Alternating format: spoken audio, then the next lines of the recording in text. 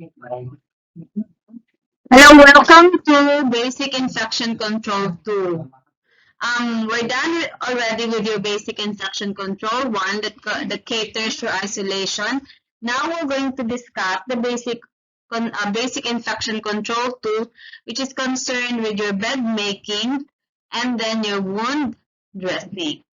And then, so just like your Basic Infection Control 1, we will have a skills demo here, and we will also have a quiz. In Basic Infection Control 1, we don't have a quiz. But this time, in your Basic Infection Control 2, we will be having a quiz. Okay, sige, quiz na ta. So, as what I've said, we're going to deal with your bed making.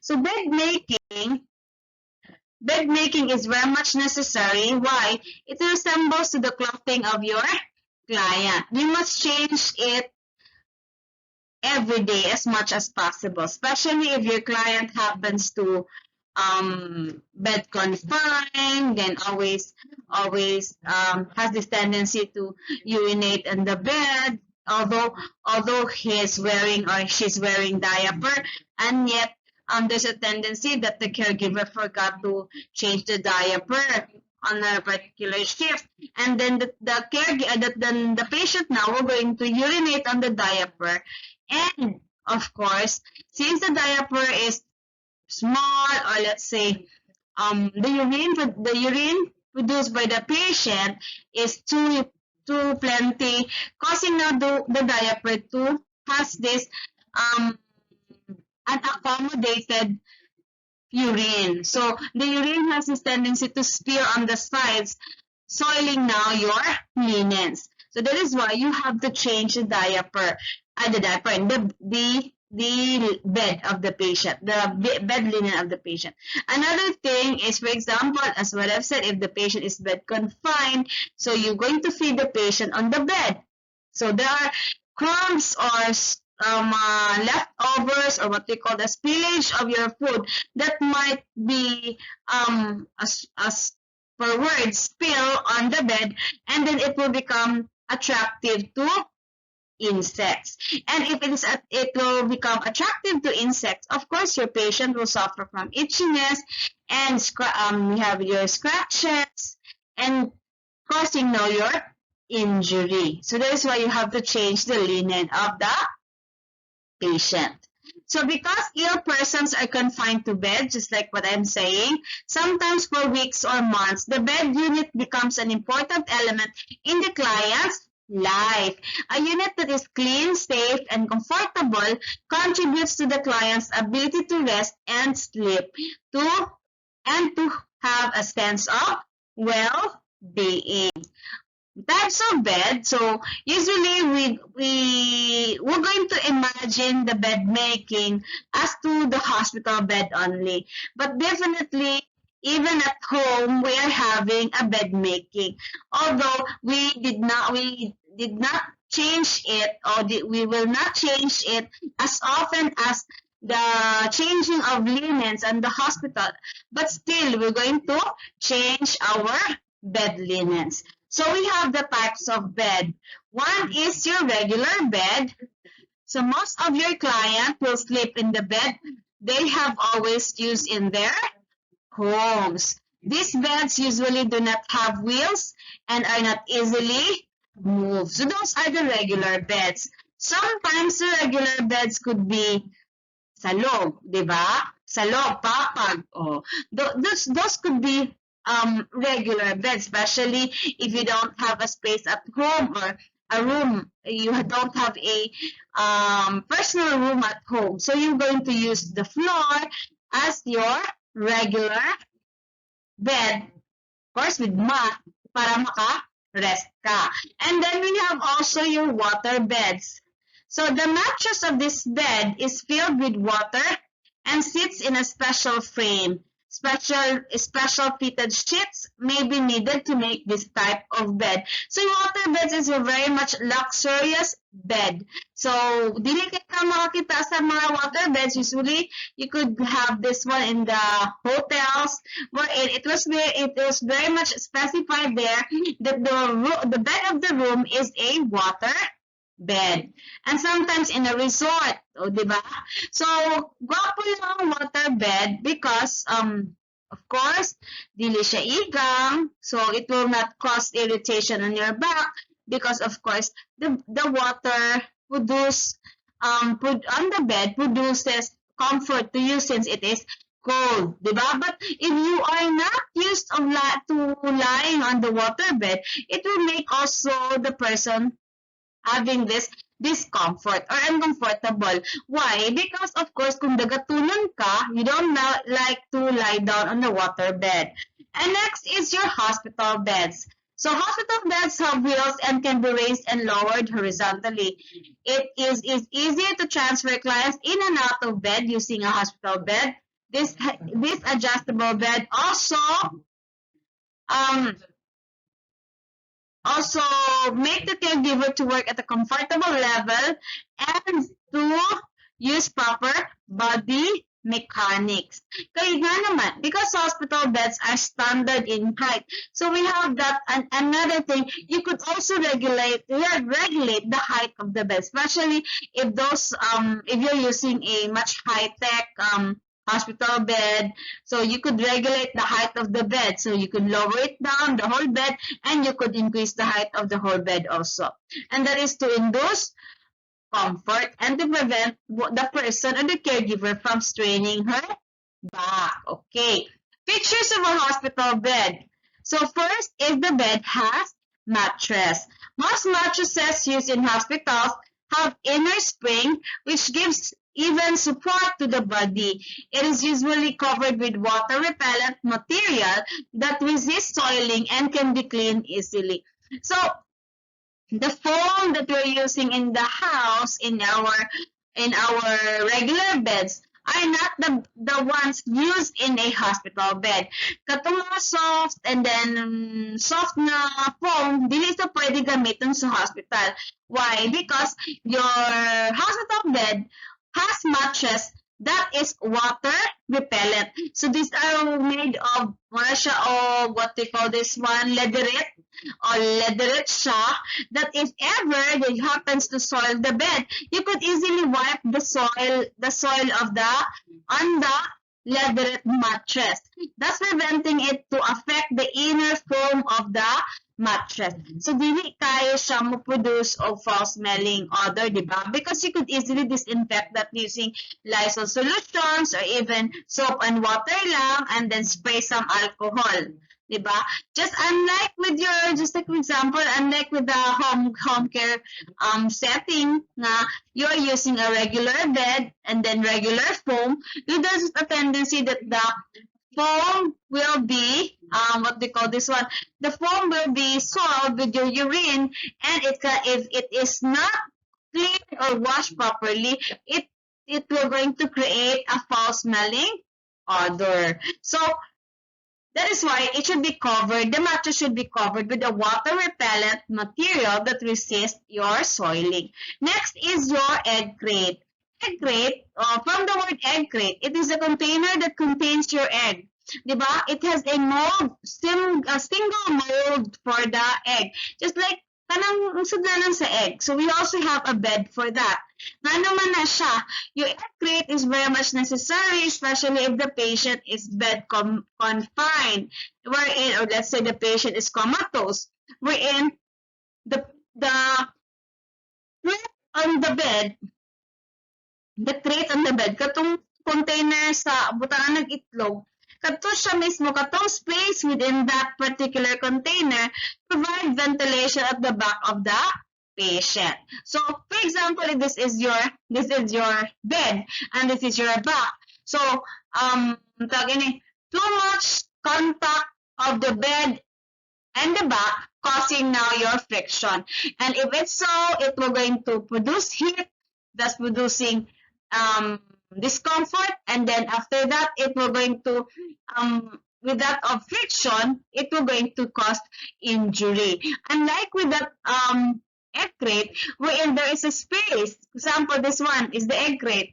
and then this is the surface. So the surface or your surface of the back. So as you can see, diri nga area na siya hole.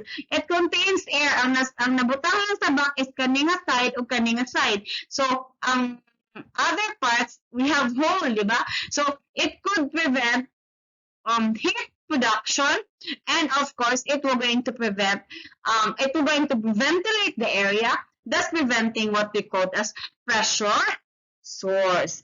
Okay, pressure source. So for example, ang earthquake example is kani, and then ibutang mo sa surface. So as you can see, naa siya, ang na-touch sa surface is only kaninga part o kanina part. So the earth part here is when has air for ventilation, and thus it will going to prevent the person from having pressure source. And with matching, turn the patient every 2 hours, diba? Next is your wheel breaks. Wheel break, hospitals or the hospital bed usually have wheels that has brake, which are needed to be keep the beds from moving, di ba? Dapat na siya wheel brake that should be applied especially when the patient is resting. Then be sure to apply the wheel brakes during transfer. Of course, if you're going to transfer the patient from one bed to another, dapat wheel should be applied. Another bed make, if you're performing bed making, so wheel brake should be applied. And we have also batting, another procedure where movement of the bed is not needed. Okay, wheels are only needed if you need to bring the patient to the laboratory or to the x-ray room for certain diagnostic procedure. But other than that, especially if the patient could stand and even walk, so you need to bring the patient bring the patient to the laboratory while lying on the bed. So this is now your example of your wheel brake. So remember here, as you can see the cursor, it has a brake, so or what we call as lock. So that is your lock. So this is the wheels, and then we have it has lock. And then we have also, this is and the bed, hospital bed also has side rails.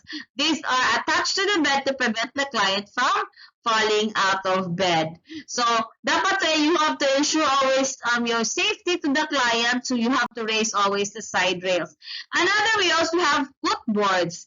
Footboards is a flat panel often made of wood or plastic placed at the foot of the bed. It provides three purposes. One is to provide comfort to the client's feet and maintain the natural position of the client's foot while in the bed. Number two, to keep the top of bed covers or linens off the client's feet. So as you can see, narang footboard or this one here, kani, you just trying to observe the cursor. So kana siya. So this is the feet of the patient. So level siya dira, but the level of your footboards is much increased or higher than the foot of the patient up to we have half a foot, diba? Half a foot. So there's a space now if you're going to cover yourself with blanket. The tip of the blanket or the top sheet will going to lie on the footboard, thus preventing the feet to be hassled by your linen. So it will going to make the feet free from moving without linen lying or covering it. Then we have also to make the foot comfortable. Okay, so we're going to continue with our discussion. So we have here your picture of a feet in plantar flexion. That is without the support of a footboard. Okay. So as you can see, di ba kanina yung footboard is parang circle siya or parang square. Para siyang we have there your may cushion, para siyang may cushion ba? Parang unan. Kahit unan, pwede nang gawing footboard anyways. So that is, the footboard is used to prevent foot drop, especially if the patient is suffering from stroke or your paralysis. That is to maintain, the footboard there is used now to maintain the dorsiflexion of the foot, which is the normal position of the foot. So what is the normal position of the foot? We have your dorsiflexion. What is the picture of the dorsiflexion? It looks like the picture of the foot when you were standing, yet you were lying on bed. Okay, so yet you were lying on bed. Para kang nakastand while lying on bed. Pero pag nag-foot drop ka na or your plantar flexion, that is evident to patient with stroke or paralysis. Either paraplegia, lower part, half of the body is paralyzed, particularly the lower part, or your hemiplegia, half of the body will be your body will be divided to left or right, tapos paralyzed yung left, then yung right hindi. So that is also one. So you have this tendency to suffer from foot drop. That is why to prevent that from occurrence, you're going to need a. Next is your bed cradles or cuddles. This is sometimes called an Anderson frame, which is a device designed to keep the top bed clothes off the feet and the legs and even abdomen of a client. So bed cradle looks like a box siya, parang box.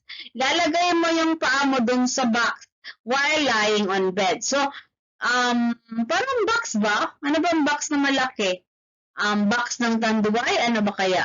Box ng chippy, box ng champion, ano kaya? Yun ang bed cradles. Tapos, remember, the purpose of bed cradles is it will just keep the top bed clothes off the feet. So, meaning, yung feet mo free sa loob ng box. Kasi yung top bed clothes mo or yung linens ay doon mismo sa box na kapatong. For example, ito yung box, tapos sa loob ng box yung paa mo. So, yung bed linens, dito mo lang ipapatong sa box mismo. Tapos yung paa mo, free siyang gumalaw sa loob, di ba? That is your bed cradles. And next, we have intravenous rods. Your intravenous rods usually made of metal support intravenous IV infusion container while fluid is being administered to the client. But nowadays, the hospital beds sometimes doesn't have any intravenous rods as a feature, especially those hospital beds who have this what we call this lower price, because anyways you could purchase the intravenous rods separately, so you could purchase it separately, diba? So no need to worry about it, and plus mas convenient pa siya kasi when every time you go to the comfort room, you just drag along with you or push along with you the intravenous rod. Unlike if it is placed on the hospital bed as a fixture, you cannot bring that one. You just try to get the bottle, then you go yourself to the CR, diba? And it won't be easy for you to be in the comfort room without another person holding the bottle for you. So much better yung separate. Pero sometimes they have this feature, especially the old type of hospital bed, I mean. And next we have making beds. Caregivers need to be able to prepare hospital beds in different ways for specific purposes.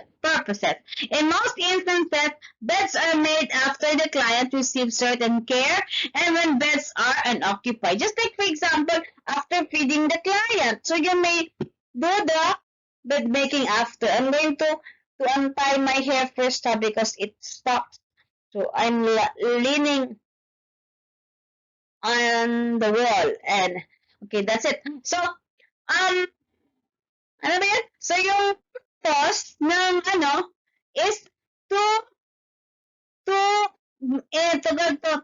maintain the cleanliness of the bed after you have performed the procedure to your patient, diba? So, beds are made after the client receives certain care and when beds are unoccupied. Another thing, if, for example, your client is out for a diagnostic procedure to ensure the cleanliness of the area and to maintain the clean and neat environment. So, when the patient is out, you have to make the bed, diba?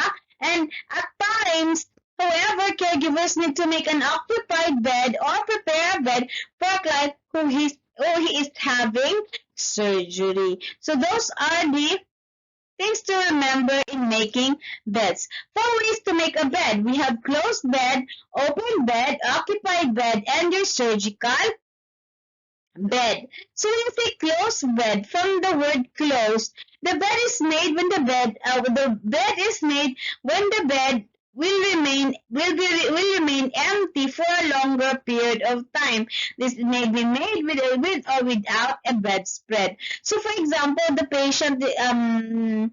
patient was discharged out from the hospital. So you have to remove now the soiled linens of the patient and then prepare another linens or do bed making in preparation for the next client to come. That is why it is said to be closed bed. Another thing in the hotel, di ba? When you get out from the hotel, so the room attendant will going to remove all your linens and prepare another linens for the incoming or the new client to be, di ba? So there's your closed bed. And then next we have open bed. This is made when the bed will become occupied shortly. Top linens are unfolded to the foot of the bed. So open bed meaning the bed is occupied actually. It is occupied, unlike with your closed bed, it is not occupied. So occupied ang bed sa open bed, yet the client is out. Walang client umalis. Bakit?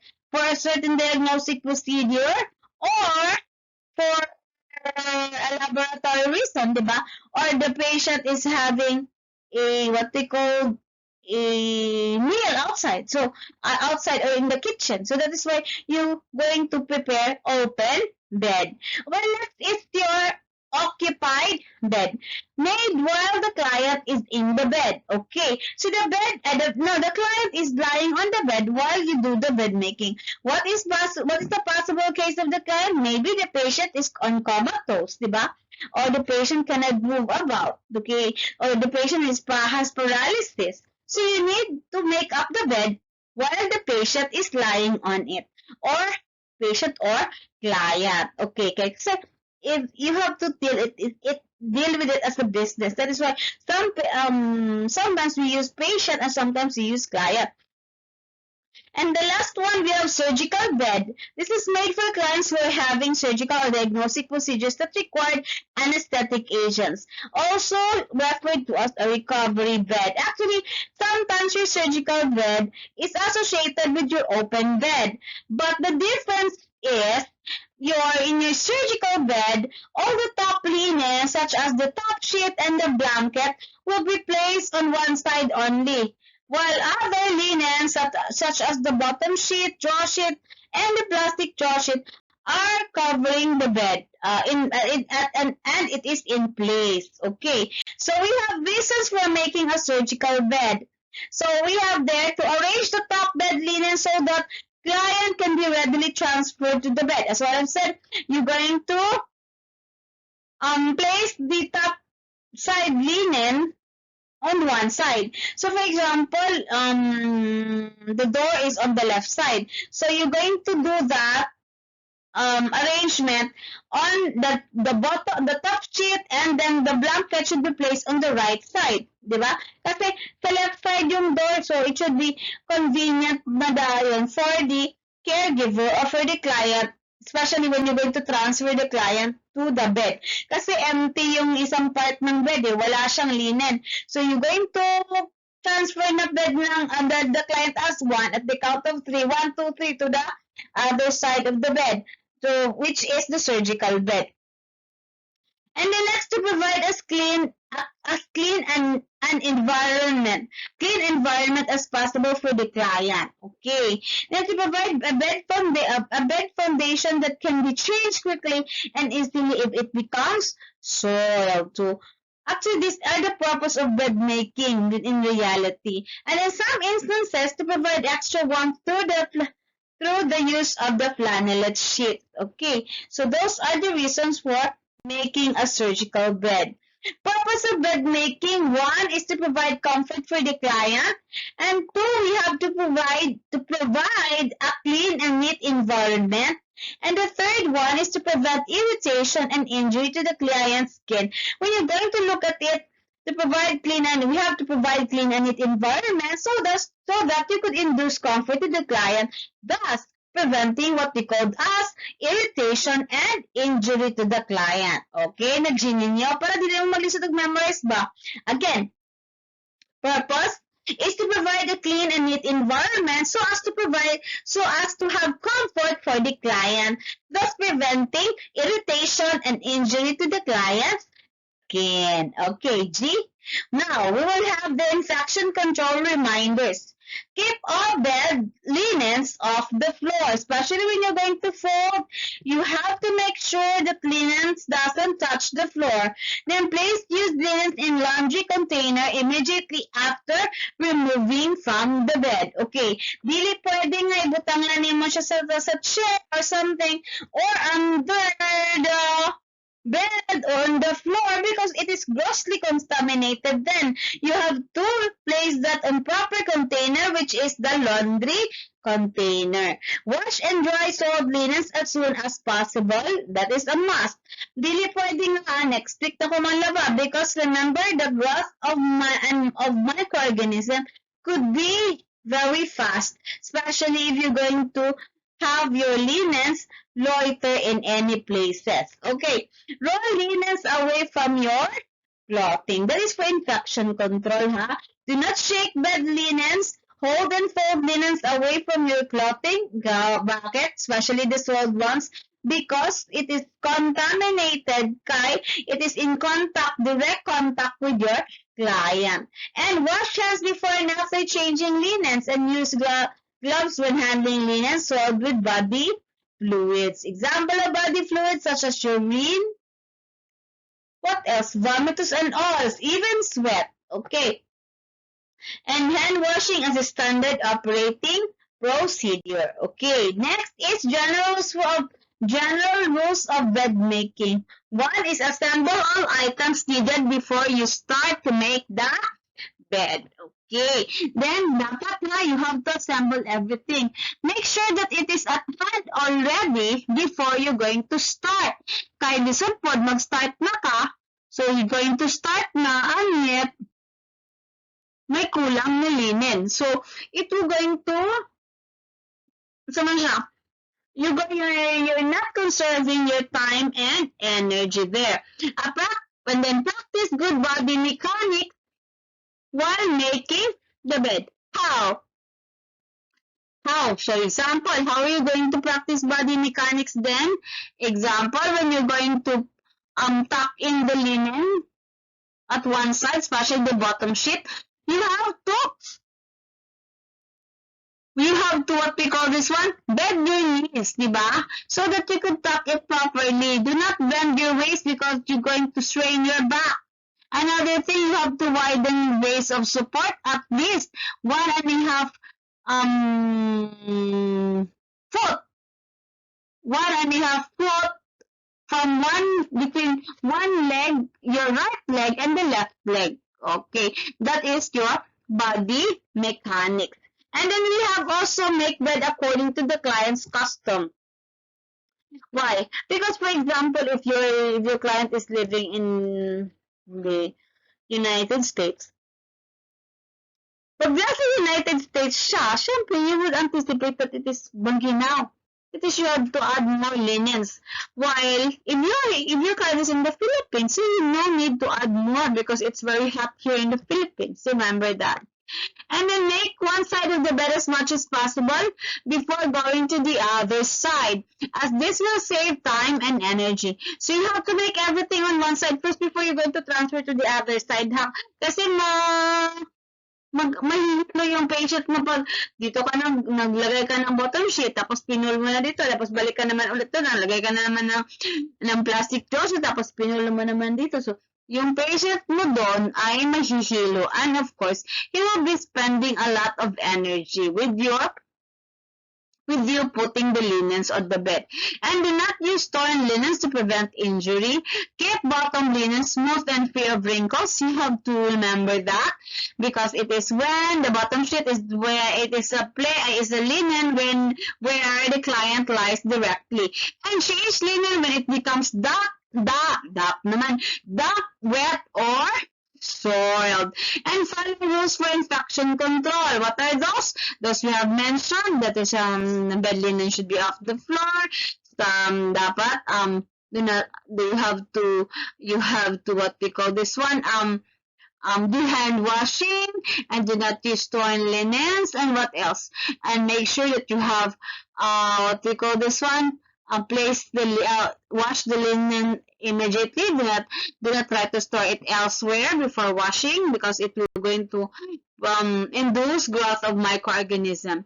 And that is your infection control. Equipment used for what we call your bed making. From the very bottom part, we have the mattress cover. Usually, the mattress is made of a leatherette for easy cleaning, because you're going to wash it along with your Lysol solution or bleach solution with you by using a washcloth, diba? So, mas madali siya compared to those who has a mattress cover who happens to be a cloth also, because this cloth, it will going to penetrate inside the mattress. So much better, you have to wrap it with a leatherette form of cover. And then bottom sheet. The bottom sheet is the part of the bed linen where the patient is lying directly. And the plastic or rubber draw sheet, or what we call as the incontinence sheet, diba? So it is when it is used to prevent the bottom sheet from getting soiled in case you are, what we call this one, the patient happens to wear a diaper and all. And then cotton draw sheet. Cotton draw sheet is used to prevent heat feeling by the client from the heat produced by your plastic or rubber draw sheet. And sometimes it is used for as turning or lifting sheet. Next, you have your top sheet. It is the linen that lies to the patient's skin directly. That is why it is folded right side out, because it's the smooth part should be the one in contact with the skin of your patient. Okay, so next is the last one is your blanket. So it will going to induce additional warmth and comfort to the patient. And we have also the spread, which is not included there. So the spread is used to cover the entire bed in case if the patient is already discharged, and it is used in preparation for another patient. Okay, para dili siya mahugaw. And next we have, okay, I have already mentioned this one, the purpose and then the reason of their usage. The mattress pad or cover protects the mattress from being soiled, diba? Manako ngayon, made of cotton or either plastic.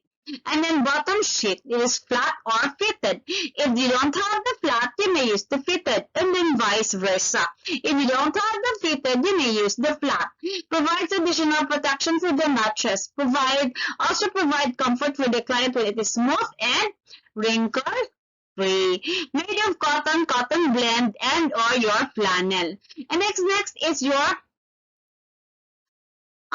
bottom sheet is this where the client lies directly. And that's the draw sheet. It protects the mattress and bottom sheet, diba? It is placed across the middle third of the bed and serve as a turning or lifting sheet. And it is placed after your incontinence sheet or your plastic or rubber draw sheet. What is the purpose of this? It provides added protection to the bottom sheet. It is placed under the client's buttocks, made of absorbent material, sometimes usually with the plastic underside. If the client soiled the pad, it can be thrown away. Anyways, you may have this incontinent pad as a plastic or rubber. Anyways, you were going to use a draw sheet after, the cotton one. This is the top sheet, as what I've said. It is the sheet that when the patient is lying directly. So, provide comfort for the client since it rests directly on the client's skin. The sheet should not prevent a client from moving the feet or the toes. That is why you have to put or place a room for the toe. To conserve linen, a clean top sheet sometimes can be used as a bottom sheet after the soiled bottom sheet is removed. Para para hindi masyadong marami lalaban. And then next is the blanket. The blanket provides additional warmth and comfort for the client, and this is made of cotton, wool, or synthetic blends. When a blanket is used, the top sheet must always be placed between the client and the blanket. Remember, the blanket is used as an additional comfort, okay, and provision of your warmth. And then bedspread, this protects the bed linen when the bed is not in use. Bedspread are used according to the preference of the client, okay. And then we also have a pillow protector, okay, the one that covers your pillow. And pillowcase, the one that covers your pillow protector. Either cotton blend, or flannel. Okay, do you have any question? Of course you don't have, because this is a video, diba, Char? Okay, this is how a picture of the caregiver cleaning the unoccupied bed. So the patient is already discharged, and it is now what they call this one, unoccupied. So the caregiver is cleaning the bed in preparation of another client, and that is your unoccupied bed. So making a closed bed. Okay, another term for unoccupied is a closed bed. So we have here, actually I will do this in videos, so I'm going to send it to you after. I will not post the video here in YouTube, but over the discussion of the video, I'm going to share it with you in Messenger. So materials needed. Well, the laundry container, the mattress pad if used, bottom sheet, flat or fitted, plastic draw sheet if used, cotton draw sheet, top sheet, blanket, bedspread if used, pillowcases. So as you have seen, may if used. Kasi nga, we're going to build with the bed according to the client's custom. That is my if used, yes, siya.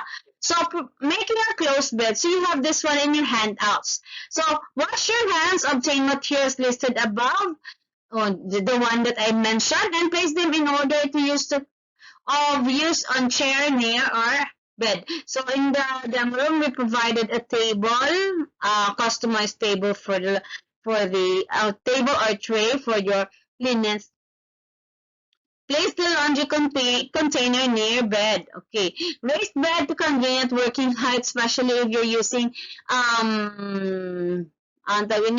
especially if you're dealing with your bed making alone. So para to prevent your back from getting stained. And that is to ensure proper body mechanics also.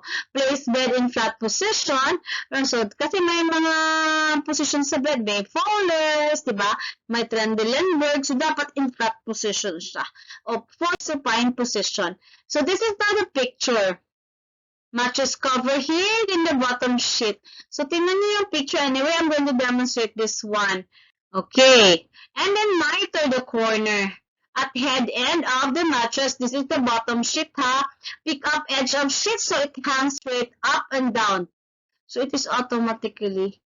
And tuck the sheets under the side of the entire mattress. Work from bed and head of bed to foot and place plastic draw sheet folded in half. Insert the center third part of the bed and fold and roll the center. No need to memorize all the procedures, ha?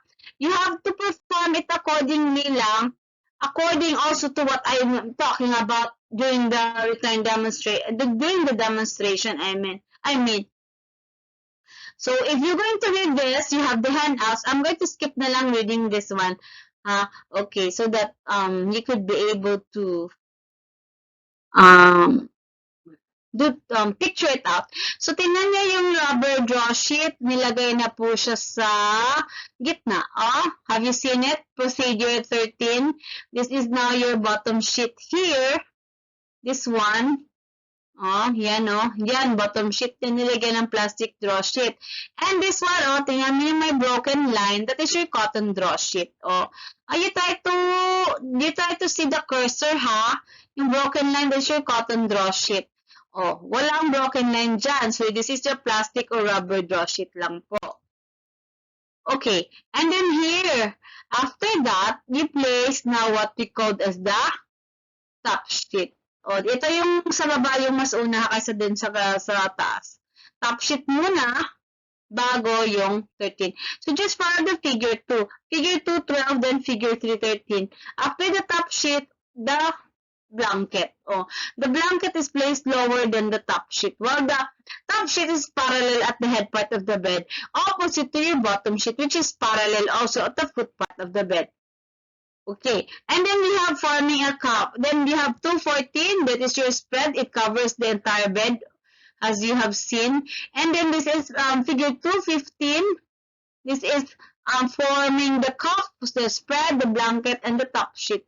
So we have here the spread, letter A, then B, the blanket, and then the top sheet. First, you have to fold the spread with the blanket, and then fold the top sheet over the spread.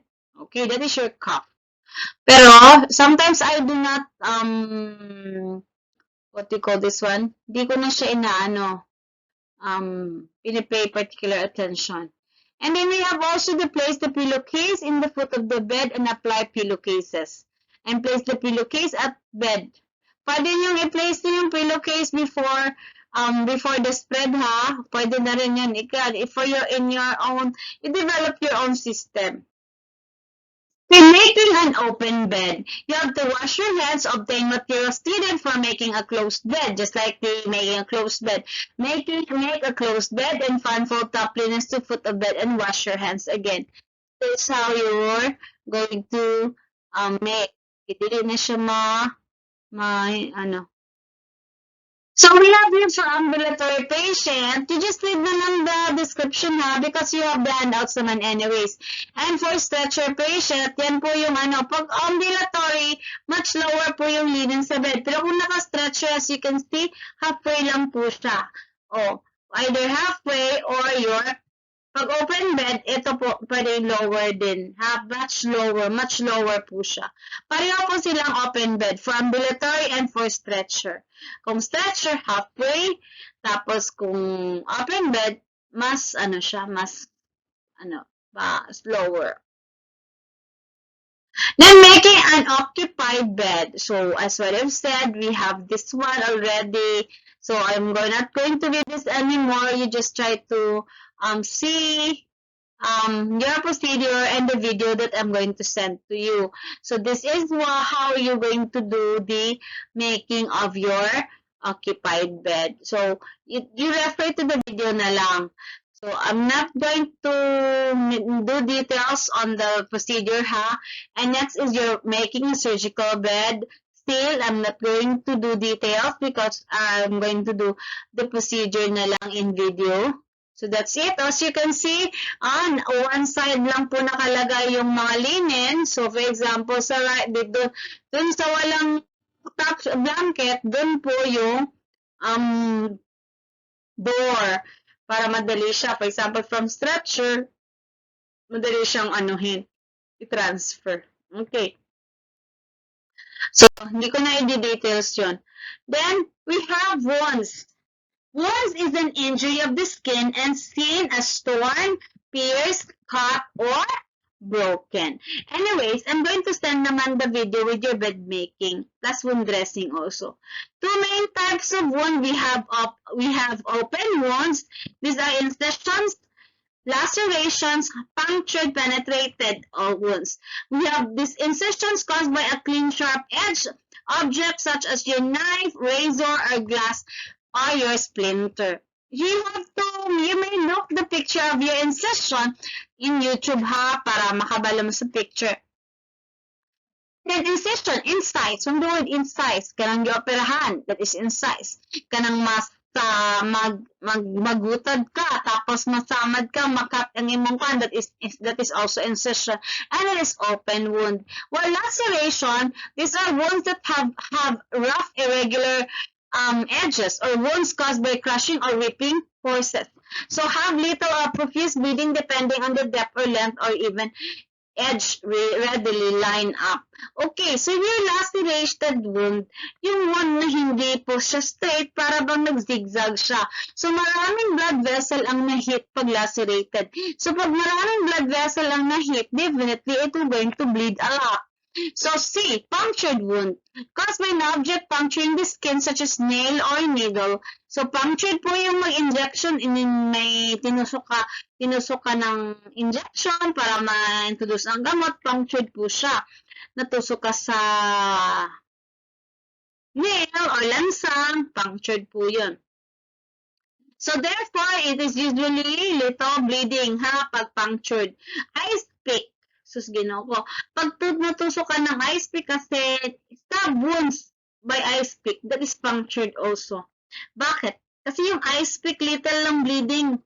Bakit little? Round yung just like nails. Pag tinusok yun, tapos tinanggal, so sasara siya. So, magbe-bleed siya inside, and it will going to cause death. And then we have, but those the nails, so hindi naman siya masyado, magpa-tetanus toxoid ka lang, okay na. And then we have also penetrated wound. These are caused by knife penetrated into the body. Penetrated, example, stab wounds using a knife. Then next we have E, avulsion. Injuries where a section of the tissue is torn off, either partial or in total. Avulsion meaning sa Bisaya, kanang gawas ang pari, meaning ang unod bitaw niya ning budlot o kana. That's your avulsion. Partial siya pag the tissue is elevated but remains attached to the body.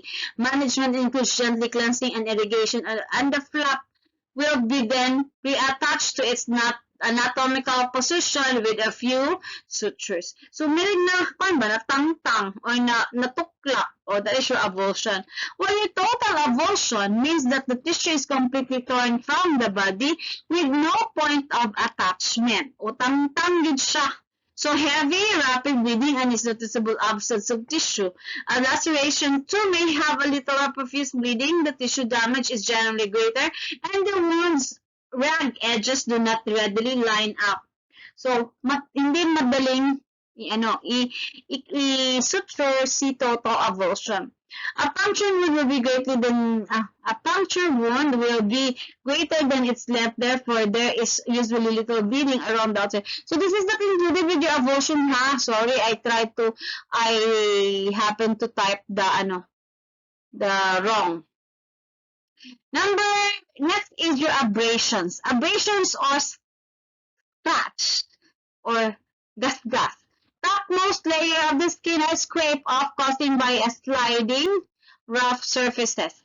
Appears as lines and scrapes with skin and tiny spots of bleeding, di ba? Or for example, kanang gikuan ka sa dog, kanang giambakan ka. So, it causes no abrasions. And we have now your closed wounds. Closed wounds are wounds which are very important thing to do. A very important thing to do prior to wound care is to know the patient's history, including the type and mechanism of injury. Careful assessment should be done before proceeding to any management. So, ang closed wound, pag open wound, nakikita mo nag-bleed. May opening. Pero pag closed wound, wala. Wala siyang makikita na opening. Ano naman na may wound? May bruise. The skin appears to be bruised or na-discolored and skin naging cyanotic. Or, di ba ka for example, contusion. Contusion injuries resulting from a forceful blow to the skin and soft tissue. Gisumbag ka, so nalagom ka. Napangka ka, so nalagom ka. That is your contusion.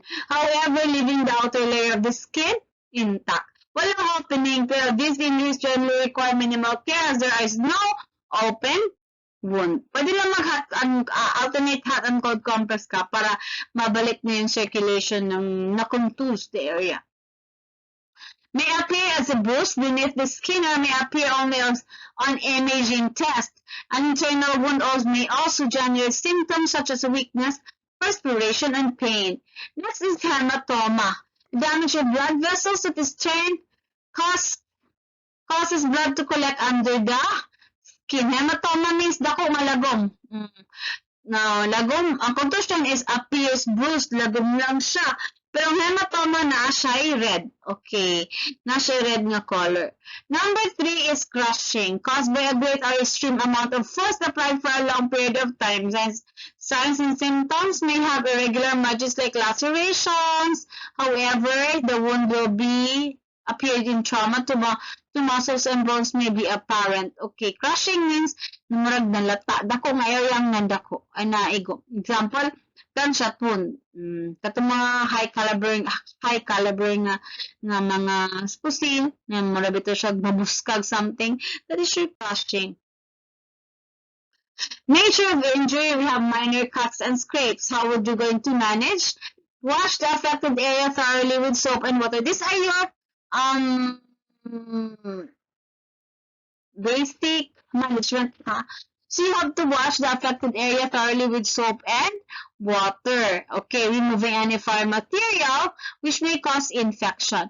Cover it with sterile bandage. Wash the wound area daily and reapply a clean dressing until it is completely healed. However, when washing sterile area, do not scrub as you will damage the wound more. Okay. Minor cuts lang po yun, ha? So yung manage talaga is you wash it with running water. Punctured wound. How to manage? Punctured wounds are difficult to manage. To clean pala. If the object has penetrated the bone, it is especially risky. Flush the area thoroughly with running water, cleaning well, and on a number of occasions. Elevate the wound, and if signs of infection manifest, such as redness, swelling, persistent pain, pus, and fever, contact a health professional. Major wounds, how to manage. For severe bleeding, apply pressure to the wound with a sterile dressing. Hold for up to 20 minutes. If there is foreign object in the wound, don't press directly but apply pressure along the way. Broken bones or depth to should be suspected. Do not move the affected limb if you are sure there damaged bones and discolorations. You can gently elevate and support the part while keeping pressure on it. Okay, to minimize bleeding. And you have to get a medical help. Okay, that is for major wounds. Okay, general ways in wound management. 5 basic steps. 1 is stop bleeding. 2 is wash the wound. 3 is remove dirt particles. And then the 4, we have close the skin. And then 5, dress and cover the wound. So stop the bleeding. How? By putting a cloth over the wound. Press down for at least 3 minutes. That is to establish your bleeding time, okay, or clotting time pala. Then wash wound. Washing the wound is the best way to prevent infection. Wash it with serve with soap and water, and rinse in purified water, sanitary solution, or you may use NSS solution or your water plus soap. Then wash wound with purified water or disinfectant soap. Remove dirt particles. Dapat lift flap of skin gently with sterile tweezer. Continue to squirt purified water on the wounds until it is completely clean. Then close the skin. A wound less than 12 hours old will heal faster. Pag less than 12 hours, madali lang po siyang mag-heal. Pero pag several times na siya, it could lead to cancer na. So, dapat you have to take care of your wounds. This can be done by stitches by a health worker or with a butterfly made of adhesive tape. So, I'm going to show that to you. Closing the skin, especially katunggang nga. Just uncover the wound. Once the wound is clean and closed, it will heal faster. Anytime a person is seriously hurt, for example, a cut or burn, they may react by going into shock. Person in shock may have a weak, rapid pulse, and then damp, pale, or clammy skin, and feel confused, weak, or go unconscious. So you have to do this also. Steps to follow in the person is in shock. Have the person lie down with feet elevated above the head. So dapat lie down, isaka ang intiil. Cover the person with a blanket in feeling cold. If person is conscious, let him drink lukewarm liquid, especially oral rehydration. So that is to prevent your complications of shock. The signs of and symptoms of wounds. We have redness or excessive swelling in the wound area, throbbing pain or tenderness in the wound area, red streaks Red streaks in the skin around the wound are progressing away from the wound, and pus or watery discharges collected beneath the skin or draining from the wound. So those are the signs. And then the lumps and swelling in your armpit, groin, or neck. O, diba? Then, no suspect for that. If that happens, you have to search for a medical opinion. And then fall odor from the wound, so meaning there is infection. Once it has odor, it means there is growth of microorganism. In general, chills and fever in case kung na-infected na ang wound. So dressing is protect the wound from further trauma and provide a moist antibacterial environment for healing. Dressing changes at regular intervals is paramount to preventing infection and optimizing wound healing. Just like, for example, changing your dress or damit. So, just pareho din yung pag may wound ka. Dapat you have to perform wound dressing. Purpose of dressing, it provides protection from further injury. Yes. And then permits movement of joints and body parts proximal to the wound. Yes. And then exercise some compression the wound site to control bleeding. Diba? Kasi nilagyan mo siya ng dressing dyan. So it controls bleeding. Absorb also fluids draining from the wound in cases nga may drainage po siya or mga exudation. And then we have also ultimately contributes to an improved aesthetic outcome for the resulting scar. Usually the dressing covers the scar. That is for aesthetic purposes.